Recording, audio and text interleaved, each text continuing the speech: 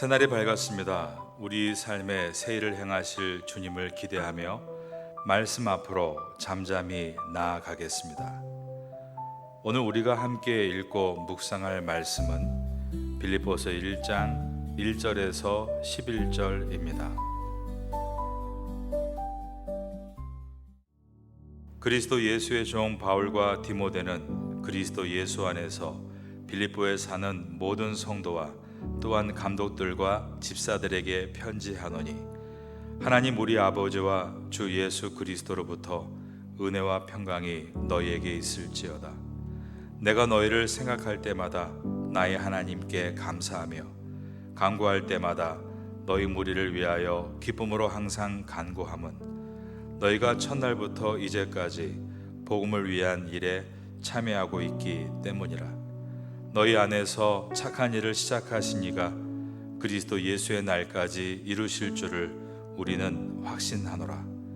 내가 너희 무리를 위하여 이와 같이 생각하는 것이 마땅하니, 이는 너희가 내 마음에 있음이며 나의 매임과 복음을 변명함과 확정함에 너희가 다 나와 함께 은혜에 참여한 자가 됨이라. 내가 예수 그리스도의 심장으로 너희 무리를 얼마나 사모하는지 하나님이 내 증인이시니라. 내가 기도하노라. 너희 사랑을 지식과 모든 총명으로 점점 더 풍성하게 하사 너희로 지극히 선한 것을 분별하며 또 진실하여 허물 없이 그리스도의 날까지 이르고 예수 그리스도로 말미암아 의의 열매가 가득하여 하나님의 영광과 찬송이 되기를 원하노라.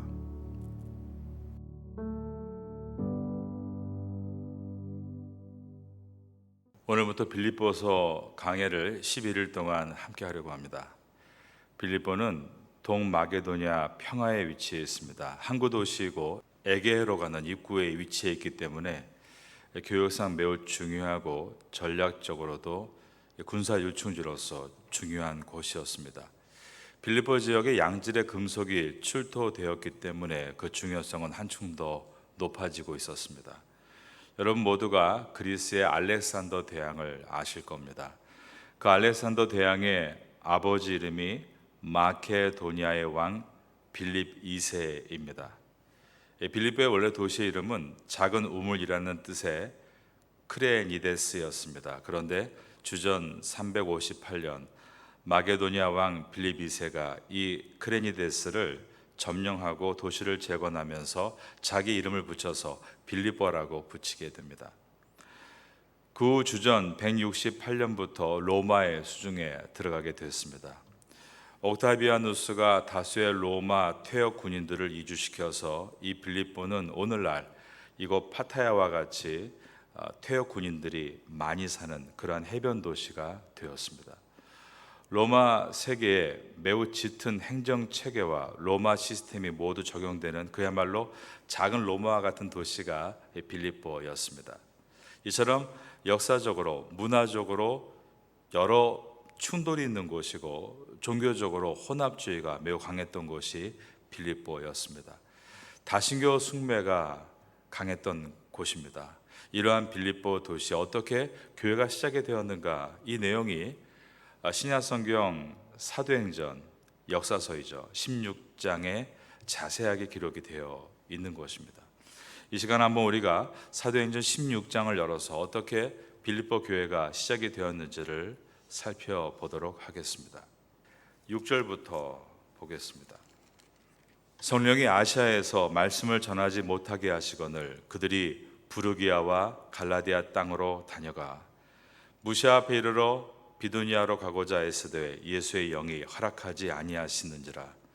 무시아를 지나 두로아로 내려갔는데 밤에 환상이 바울에게 보이니 마게도냐 사람 하나가 서서 그에게 청하여 이르되 마게도냐로 건너와서 우리를 도우라 하거늘 바울이 그 환상을 보았을 때 우리가 곧 마게도냐로 떠나기를 힘쓰니 이는 하나님이 저 사람들에게 복음을 전하라고 우리를 부르신 줄로 인정함이로라. 우리가 드로아에서 배로 떠나 사모드라게로 직행하여 이튿날 네아폴리로 가고 거기에 보니까 빌립보에 이르니 이는 마게도냐 지방의 첫 성이요 또 로마의 식민지라 이 성에서 수의를 유하다가 바울은 아시아에 가서 복음을 전하려고 하고 있었습니다. 그런데 성령의 강권적인 인도와 역사로 유럽에서 복음을 전하게 되었습니다. 그때 이 유럽의 첫 관문이 바로 빌립보였던 것입니다. 사도 바울은 도시에 들어가면 항상 회당을 찾아갔습니다. 그리고 그곳에서 복음을 전했죠. 회당을 그 당시에 시나고그라고 했는데 헬라어의 이 시나고그의 뜻은 함께 모이다라는 것으로 유대인들은 시나고그를 만들어서 예배를 드렸습니다. 그 당시 유대 랍비들은 외국에 살 때 유대인 남자 10명만 있으면 시나고그, 회당을 만들 수 있게 허락했습니다. 그런데 사도 바울이 빌립보에 들어갔을 때 거기에는 유대인 인구수가 너무나 작아서 회당을 발견하지를 못한 것입니다. 사도 바울은 회당이 없는 빌립보에서 안식일에 강가에 나가 걷기를 시작했습니다. 그런데 거기서 그는 유럽 선교를 하는데 든든한 버팀목이 되어줄 한 사람을 만나게 되는데 우리가 알고 있는 자주장사 루디아입니다. 사도행전 16장 13절과 14절입니다. 안식일에 우리가 기도할 곳이 있을까 하여 문 밖 강가에 나가 거기 앉아서 모인 여자들에게 말하는데 두아디라 시에 있는 자색옷감 장사로서 하나님을 섬기는 루디아라 하는 여자가 말을 듣고 있을 때에 주께서 그 마음을 열어 바울의 말을 따르게 하신지라. 이것은 놀라운 하나님의 은혜입니다. 하나님이 모든 것을 계획하시고 이끄신다는 것입니다. 여러분도 여러분의 발걸음을 하나님께서 이끄신다는 것을 늘 기억하시기를 바라겠습니다. 이후에 바울은 이 빌립보에서 점치는 여인을 만나게 됩니다. 귀신에 붙들려 점치는 이 가련한 여인을 귀신으로부터 놓아 주었습니다. 그러자 그녀가 점치는 돈을 받는 그 돈을 이용하던 여러 포주들이 바울을 붙잡아서 때리기 시작합니다. 바울은 많이 맞았고 감옥에 갇히게 되었습니다. 그런데 그 밤에 바울이 감옥 안에서 찬송을 부를 때 옥문이 열린 것입니다. 간수는 바울이 도망친 줄 알고 죄수를 놓치면 자기가 사형을 당할 것을 알기 때문에 스스로 목숨을 끊으려고 했습니다. 그때 바울은 소리 지르며 당신의 몸을 상하게 하지 마시오. 우리는 당신을 떠나지 않고 여기 있습니다 라고 말합니다. 바울은 감옥에 있든 감옥 밖에 있든 그의 할 일은 도망치는 것이 아니라 이 빌립보에서 복음을 전하는 것이었기 때문입니다. 간수는 바울의 이 위험 있는 모습 앞에 엎드리게 되었고 그때 인생에서 가장 중요한 질문을 바울에게 던지게 되는데 우리가 잘 알고 있는 말씀이죠. 자, 16장 30절을 보면 내가 어떻게 하여야 구원을 얻으리까? 라고 물었고 이때 사도 바울의 대답이 31절에 들어 있습니다.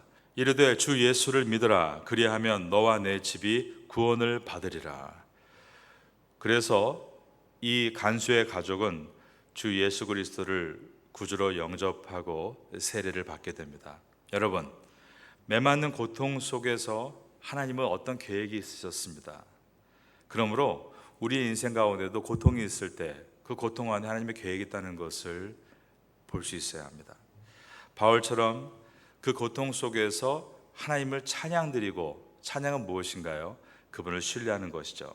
그럴 때 어떠한 역사가 일어났는가를 성경은 말씀하고 있는 것입니다. 여러분의 인생 가운데도 어려운 길에 놓여 있을 때 사도 바울처럼 내 인생의 모든 길을 하나님께서 인도하신다, 이 믿음을 가지고 찬송하며, 즉 그분을 신뢰하며 담대히 걸어 나가시면 하나님께서 반드시 놀라운 열매를 여러분께 주실 줄로 믿습니다. 사도 바울과 같이 인생의 귀한 열매를 만날 수 있는 성도가 될 수 있기를 예수님의 이름으로 축원합니다. 다음 날 바울은 자신을 잡아 때리고 가두었던 빌립보의 관원들에게 이렇게 말합니다. 너희가 로마 사람인 나를 죄도 정하지 않고 때리고 감금했느냐? 그러자 빌립보의 관원들이 깜짝 놀랐죠. 왜냐하면 로마 시민권자를 채찍으로 때릴 수 없다는 법령이 있기 때문이었습니다. 오늘날로 말하면 이런 것입니다. 미국 시민권자가 버마나 라오스에 갔는데 거기에 작은 도시의 경찰서에서 매를 맞고 감금되었다. 그런 이야기입니다. 빌립보 관원들은 바울에게 용서를 구하고 제발 이 빌립보를 떠나달라고 간청합니다. 그래서 바울은 마지막으로 자주 옷감 장사 루디아의 집에 가서 예배를 드리는데 벌써 그곳에는 루디아의 가족들을 포함해서 귀신에게 해방되었던 여종 그리고 간수장의 일가족까지 많은 사람이 예수를 믿고 성도가 되어 모여 있었던 것입니다. 바로 이것이 빌립보 교회의 시작이었습니다. 사도 바울은 3차 전도여행 때 다시 한번 이 빌립보를 방문합니다. 이 내용이 사도행전 20장에 들어 있습니다. 사도행전 20장 1절, 소요가 그침에 바울은 제자들을 불러 권한 후에 작별하고 떠나 마게도냐로 가니라. 이 마게도냐가 바로 16장에 나와 있던 빌립보를 말하는 것입니다. 바울은 빌립보 교인들을 다시 한번 방문해서 격려하고 견고하게 서게 해 주었습니다. 그리고 그리스 전역을 돌고 예루살렘으로 가게 됩니다. 빌립보 교회는 사도 바울이 전도여행을 하는 동안 여러모로 바울을 후원했던 교회입니다. 특별히 예루살렘 교회가 어려웠을 때 빌립보 교회가 힘을 다해 도와주었다라고 고린도 후서에 기록되어 있습니다. 고린도후서 8장 1절 이하를 보면 형제들아 하나님께서 마게도냐 교인들에게 빌립보 교회를 말합니다. 주신 은혜를 우리가 너희에게 알리노니 환난의 많은 시련 가운데서 그들의 넘치는 기쁨과 극심한 가난이 그들의 풍성한 연보를 넘치도록 하게 하였느니라. 그렇게 빌립보 교회가 어려운 이웃의 교회들을 도왔다라고 기록하고 있는 것입니다. 우리 파테아 선교교회도 빌립보 교회와 같이 선교사님들을 돕고 어려운 이웃을 도울 수 있는 교회가 되기를 저는 바라고 있고, 올해 하반기에도 비록 우리가 어렵다 할지라도 이것을 실천하기 위해 함께 기도하고 뜻을 모으기를 바라고 있습니다. 빌립보서는 사도 바울이 기록한 4개의 옥중 서신 가운데 들어 있습니다. 사도 바울은 에베소서와 골로새서, 빌레몬서 그리고 이 빌립보서를 감옥 안에서 기록했습니다. 그래서 옥중 서신이라고 부릅니다. 사도 바울은 전체 사역 기간 동안 4군데의 감옥에 갇혔었습니다. 첫 번째가 예루살렘이었고, 두 번째가 가이사라였습니다. 세 번째가 에베소였고, 마지막 4번째가 로마 감옥이었습니다. 이 중에 이 빌립보서를 어디에서 기록했는가? 전통적인 견해는 그가 로마 감옥에 수감되었을 때 기록했을 것이다 라고 학자들은 이야기합니다. 저 역시 그 전통을 따르고 있습니다. 빌립보서가 로마에서 기록되었다면 우리가 알고 있는 대로 사도행전 28장 바울이 로마에서 가택연금을 받게 되었을 때 기록한 것이라고 추정할 수 있습니다. 그렇다면 그때의 연도는 약 주후 62년이 됩니다. 빌립보서를 기록한 목적이 5가지가 있습니다. 첫 번째가 감사를 표현하기 위해서입니다. 사도 바울이 로마에 갇혀 있을 때 빌립보 교인들이 에바브로디도를 바울에게 보냈습니다. 에바브로디도는 빌립보 교회의 선물을 가지고 로마에 가서 바울을 도와준 것입니다. 오늘날로 말하면 옷바라지를 한 것이죠. 사도 바울은 빌립보 교인들이 에바브로디도를 보내 자신을 돕도록 배려한 것을 매우 고맙게 생각하고 감사를 표현했습니다. 또한 그들의 믿음의 행실이 진보가 있을 것을 기뻐하며 이 편지를 기록해 나아갑니다. 오늘 우리가 읽은 것처럼 1장 1절부터 11절의 내용은 바울의 감사가 표현되어 있습니다. 1장 그중에 3절부터 5절을 한번 보겠습니다. 내가 너희를 생각할 때마다 나의 하나님께 감사하며 간구할 때마다 너희 무리를 위하여 기쁨으로 항상 간구함은 너희가 첫날부터 이제까지 복음을 위한 일에 참여하고 있기 때문이라. 저는 이번 한 주간 동안 빌립보서 강해를 준비하면서 성경을 노트에다가 적어보면서 묵상을 해봤습니다. 근데 이 바울의 이 감사가 얼마나 은혜롭게 다가오는지 몰랐습니다. 감옥에 있으면서도 이렇게 감사할 수 있는 사람이 있다면 그 사람을 통해서 얼마나 많은 사람들이 은혜를 받고 힘을 얻었을까. 여러분들은 어떠한 어려움과 환경에 있을지라도 하나님을 신뢰하는 그 은혜가 여러분의 환경보다 더 커서 늘 주님을 신뢰하는 이 감사를 잊지 않기를 바라겠습니다. 둘째로 사도 바울이 자기의 상황을 알리기 위해서 빌립보서를 기록했습니다. 빌립보 교인들이 바울의 안위를 걱정하고 있었기 때문에 자신의 상황을 알릴 필요가 있었던 것입니다. 복음이 점점 전진하고 있다는 말로 바울은 빌립보 교인들을 위로하기를 원했습니다. 이 내용이 1장 12절과 13절에 들어 있습니다. 정말로 그때 당시에 많은 환난도 있었지만 그만큼 엄청나게 많은 복음의 확대가 있었던 것입니다. 저희들도 올해가 많이 힘들다라고 하는데요, 이 어려운 위기 가운데 오히려 많은 영혼들이 주께 돌아오는 기회가 될 수 있다는 것을 기억해야 합니다.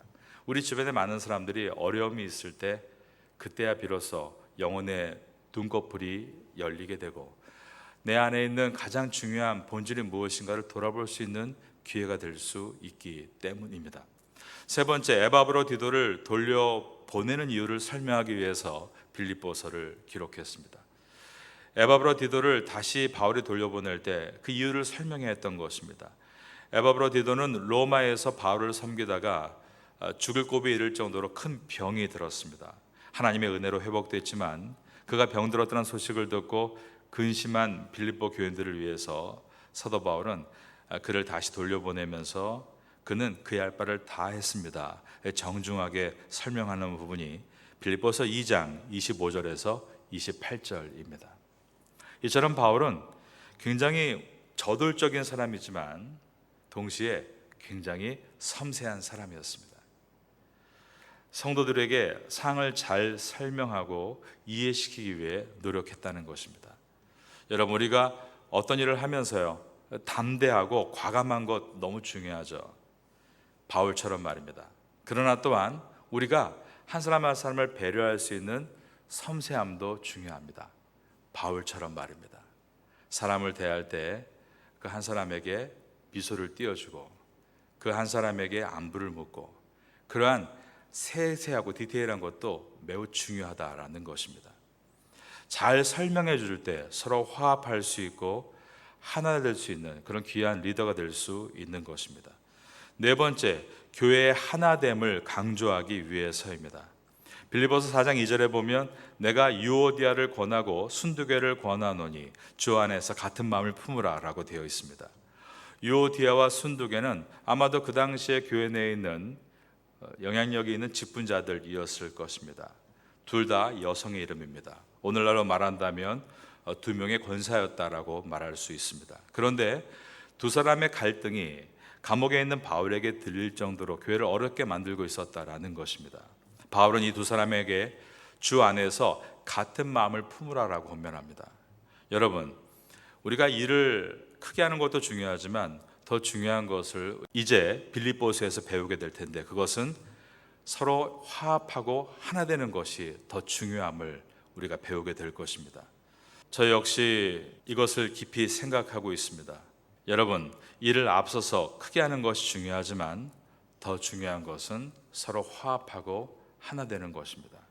저도 태국에 있는 한인 교회 목회자들과 선교사님들과 하나 되기 위해서 올해 남은 6개월을 힘써 사용하겠습니다. 여러분도 여러분 주변에 있는 사람들과 함께 동역하는 그런 하나 되는 자리에 서서 여러분의 표정을 좀 밝게 만들어 주시고요, 그들과 인사하고 교제하면서, 그리고 그분들보다 조금 낮은 모습으로 서면 얼마나 서로 흘러가고 아름답게 진행될 수 있겠습니까? 그런 무뚝뚝한 얼굴 하지 마시고 밝은 얼굴로 성도를 대하고 여러분 가족을 대하실 수 있기를 바라겠습니다. 아무리 일을 잘해도 연합하지 못하는 사람은 주님의 일을 온전히 하게 이룰 수가 없는 것입니다. 혼자 일을 할 수 있는 것은 별로 교회 내에 존재하지 않습니다. 왜냐하면 하나님은 이 교회의 모든 일들을 같이 하게끔 만들어 놓으셨기 때문입니다. 다섯 번째로 율법주의자들의 영향력을 차단하기 위해서입니다. 빌립보 교회 내에 유대주의자들이 들어와서 성도들을 율법주의로 미혹하고 교회를 분열시키려 했는데 이러한 초대교회에 있었던 사건이 이 빌립보 안에 자세하게 기록이 되어 있습니다. 물론 빌립보 교회가 갈라디아 교회만큼 심각하지는 않았습니다. 그러나 자꾸 교회 안에 이것이 맞다, 이렇게 해야 한다, 그렇게 선생질을 하는 사람들이 있었다라는 것입니다. 바울은 이 문제를 해결하고 다시 한번 예수님의 십자가의 복음을 위해 교회를 굳건히 세우고자 빌립보서를 기록했습니다. 이제 빌립보서를 시작합니다. 앞으로 이어질 11시간 동안 빌립보서의 말씀을 우리가 깊이 읽어 나갈 때 한번 성경을 써보고 또 묵상하고 나에게 적용하기를 사모함으로 여러분들이 이 빌립보에서 보화를 얻어가시기를 바라겠습니다. 빌립보서의 풍성한 은혜가 우리에게 있게 되기를 예수님의 이름으로 축원합니다.